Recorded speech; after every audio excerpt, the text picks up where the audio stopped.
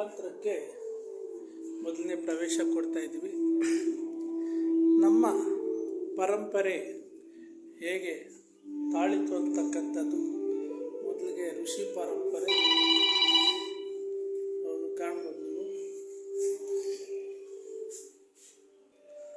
ಹೌದು, ಈ ಗವಿ ಒಳಗಡೆ ಬಾದಾಮಿ ಚಾಲುಕ್ಯರ ದೊರೆ ಇಮ್ಮಡಿ ಪುಲಿಕೇಶಿಯನ್ನು ಕಾಣ್ಬೋದು. ಹಾಗೆ ಮಂತ್ರಿಗಳು, ಚಾವುಂಡರಾಯರು ಮಂತ್ರಿಗಳು ಕಾಣ್ಬೋದು. ಕಿತ್ತೂರು ರಾಣಿ ಚೆನ್ನಮ್ಮ ಆಸ್ಥಾನ, ಮಧ್ವಾಚಾರ್ಯರು, ಶಂಕರಾಚಾರ್ಯರು, ರಾಮಾನುಜಾಚಾರ್ಯರು, 3 ಆಚಾರ್ಯರನ್ನು ಕಾಣ್ಬೋದು. ಇಲ್ಲಿ ಸರ್ವಜ್ಞ, ಕನಕದಾಸರು ಮತ್ತು ಪುರಂದರದಾಸರು ಕಾಣ್ಬೋದು. ಈ ಕಡೆಗೆ ಹಕ್ಕ ಬುಕ್ಕ ಮತ್ತು ಯಾರೋ ಇದ್ದಾರೆ. ಹೀಗೆ ಗವಿ ಒಳಗಡೆ ಸಾಗ್ತಾ ಇದ್ದರೆ ಇಲ್ಲಿ ನಮ್ಮ ವೀರ ವನಿತೆ ಒನಕೆ ಓಬವ್ವ ಹೆಣ್ಣುಗಳನ್ನ ಮರ್ದನ ಮಾಡಿರ್ತಕ್ಕಂಥದ್ದು. ಇಲ್ಲೆಲ್ಲ ಘಾಟುಗಳಿದ್ದಾವೆ. ಹೆಸರುಗಳು ಗೊತ್ತಿಲ್ಲ ಅನಿಸುತ್ತೆ ನನಗೂ. ಇಲ್ಲಿ ಯಾರು ನಾಗವರ್ಮ, ಗೌತಮಿ ಪುತ್ರ, ಕವಿರತ್ನ ಕಾಳಿದಾಸ ಇವರು. ಬೆಳ್ವಡಿ ಮಲ್ಲಮ್ಮನ ಆಸ್ಥಾನವನ್ನು ನಮ್ಮ ಪರಂಪರೆ ಹೇಗೆ ನಮ್ಮ ರಾಜ್ಯ ಬೆಳೆದು ಬಂತು ಅನ್ನೋದಕ್ಕೆ ಶಿವಪ್ಪ ನಾಯಕ. ಈ ಕಡೆಯೂ ಸಹ ಬಸವಣ್ಣವರು ಬೋಧನೆ ಮಾಡ್ತಕ್ಕಂಥ ಒಂದು ಪರಂಪರೆಯನ್ನು ಕಾಣ್ಬೋದು. ಇದು ಕೂಡ ಝಾನ್ಸಿ ರಾಣಿ ಲಕ್ಷ್ಮೀಬಾಯಿ ಅವರ ಒಂದು ಸನ್ನಿಧಿ. ಅವರ ಪ್ರೇರೇಪಣೆಯಿಂದ ಇವರು ಕೂಡ ಝಾನ್ಸಿ ರಾಣಿಯಾಗಿ ಇಲ್ಲಿ ಕೂತು ಕಾವಲು ಕಾಯ್ತಾ ಇದ್ದಾರೆ. ಎಲ್ಲರೂ ನೋಡಿದ ಮೇಲೆ ಬೆಂಗಳೂರಿನ ಕೆಂಪೇಗೌಡನ ನೋಡ್ಬೇಕನ್ಸುತ್ತೆ. ನೋಡಿ, ಇವರೇ ಕೆಂಪೇಗೌಡ. ಹೀಗೆ ಮೇಲಕ್ಕೆ ಮೆಟ್ಲುಗಳು ಹತ್ತಿ ಹೋಗ್ತಾ ಇದ್ದೀವಿ. ಇವರು ಶಕ್ತಿ ಸ್ವರೂಪಿಣಿ. ಅವ್ರ ಪಕ್ಕದಲ್ಲಿ ಕೂಡ ಶಕ್ತಿ ಸ್ವರೂಪಿಣಿಯರು ಧಾವಿಸ್ತಾ ಇದ್ದಾರೆ.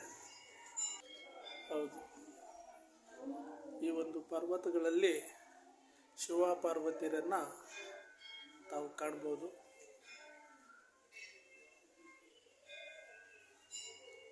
ನಂದಿ ಮುಂದೆ ಪರಮೇಶ್ವರ, ಶೈಲಪುತ್ರಿ ಅಂತ ನೋಡ್ಬೋದು.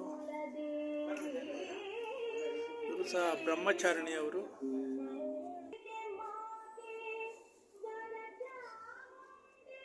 ಚಂದ್ರಘಂಟ ಅಂತ ಒಂದು ದೇವಿ, ಕುಷ್ಮಾಂಡ ಅಂತ ಒಂದು ದೇವಿ. ಹೀಗೆ ನೋಡ್ತಾ ಹೋಗ್ಬೋದು. ಎಲ್ಲ ಸುರಂಗ ಗವಿಗಳಲ್ಲಿ ಹೋಗಿ ಒಂದು ಕಾತ್ಯಾಯಿನಿ ಅಂತ ಅವತಾರಗಳನ್ನ ಕಾಣ್ಬೋದಾಗಿದೆ. ಹೌದು, ಕಾಳರಾತ್ರಿ ಅಮ್ಮ ಮರ್ದನ ಮಾಡ್ತಾ ಇದ್ದಾಳೆ. ಈ ಕಡೆನೂ ಕೂಡ ದೇವಿ ಹೆಸರು ಗೊತ್ತಿಲ್ಲ.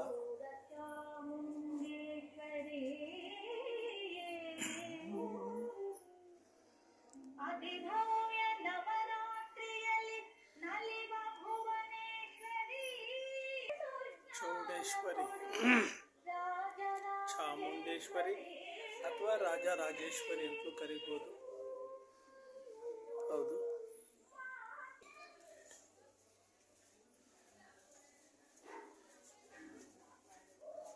ಸುರಂಗದಲ್ಲಿ ಹೋಗ್ತಾ ಇದ್ದೇನೆ.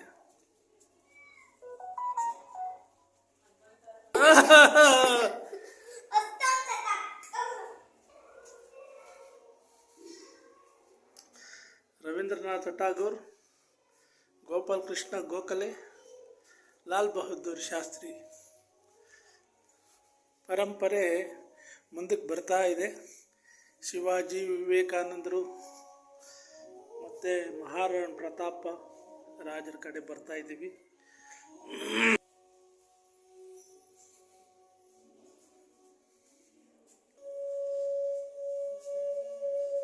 ಲಾಲಾ ಲಜಪತ್ ರಾಯ್, ಬಾಲ್ ಗಂಗಾಧರ್ ನಾಥ್ ತಿಲಕ್, ಬಿಪಿನ್ ಚಂದ್ರಪಾಲ್ ಈ ಮೂವರ ಹೆಸರುಗಳನ್ನ ಒಮ್ಮೆ ಹೇಳಬೇಕಾದ್ರೆ ಲಾಲ್ ಪಾಲ್ ಅಂತ ಸ್ವಾತಂತ್ರ್ಯ ಹೋರಾಟಗಾರರು.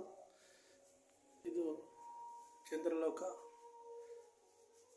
ಹೌದು. ಇಲ್ಲಿ ಚಂದ್ರಲೋಕಕ್ಕೆ ಕಳಿಸ್ತಕ್ಕಂಥ ರಾಕೆಟ್ ಉಡ್ಡಯನ ಕೇಂದ್ರವನ್ನು ಗಮನಿಸ್ಬೋದು. ಸಾವಿತ್ರಿಬಾಯಿ ಫುಲೆ, ಸರೋಜಿನಿ ನಾಯ್ಡು ಕೂಡ ಇದ್ದಾರೆ.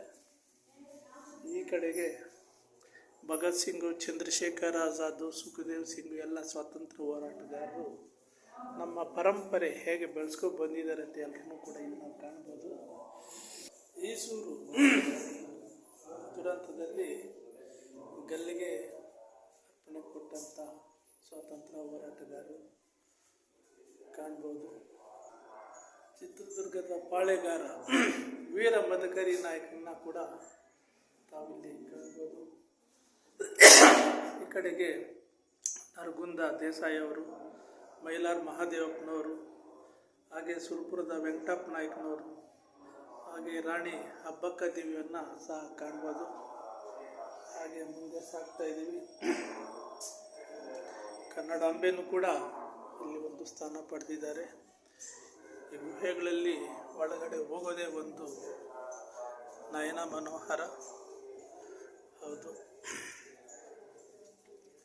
ನಮ್ಮ ಪ್ರಾಚೀನ ಕಾಲದ ಏನು ಕುಲುಮೆ, ಮಡಿಕೆ ಇವನ್ನೂ ಸಹ ಹಳೆಯ ಕಾಲದ ಪದ್ಧತಿಯನ್ನು ಕಾಣ್ಬೋದು. ಹಳೆ ಮನೆ ಇದೆ, ಇಲ್ಲಿ ಗರಿ ಹಾಸಿರ್ತಕ್ಕಂಥ ಒಂದು ಸುಂದರ ಮನೆ.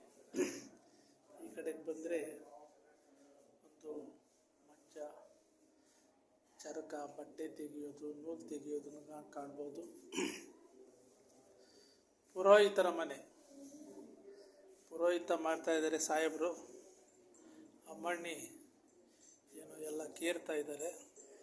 ಎದುರುಗಡೆ ಕಮ್ಮಾರರ ಮನೆ ಇದೆ. ಇವರು ನಮ್ಮ ಪರಿಚಯಸ್ಥರೇ, ನಾವು ಆ ಕಾಲದಲ್ಲಿದ್ದವರು. ಬಡಗಿ ಎಲ್ಲ ಇವ್ರದ್ದು ಒಂದು ಮುರ್ಕಲ್ ಮನೆ ಪಾಪ. ಇದು ರೈತನ ಕುಟುಂಬ ಕಾಣ್ಬೋದು.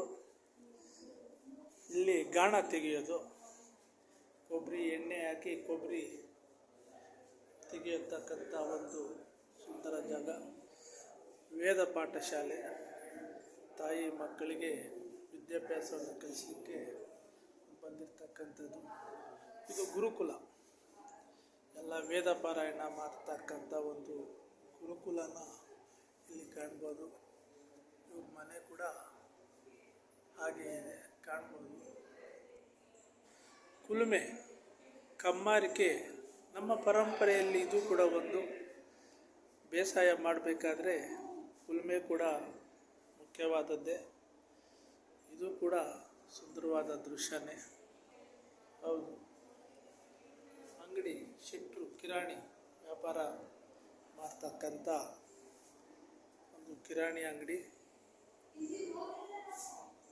ಹಾಗೆ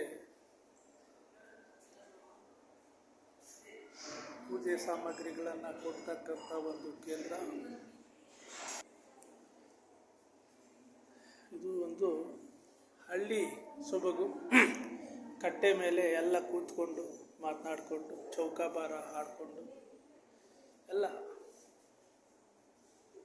ತಮ್ಮ ದಿನನಿತ್ಯದ ಕಷ್ಟಗಳನ್ನು ಮರಿತಕ್ಕಂಥ ಒಂದು ಸುಂದರ ತಾಣ ಇದಾಗಿರ್ತದೆ. ಇಲ್ಲಿ ಅಂದರೆ ದೇವಸ್ಥಾನ, ದೇವರು ಕೂಡ ಇರ್ತಕ್ಕಂಥದ್ದೇ, ಅದು ಕೂಡ ಇಲ್ಲಿ ಕಾಣ್ಬೋದು. ಅಲ್ಲಿ ಕನ್ನಡಾಂಬೆ ನೋಡಿದ್ವಿ.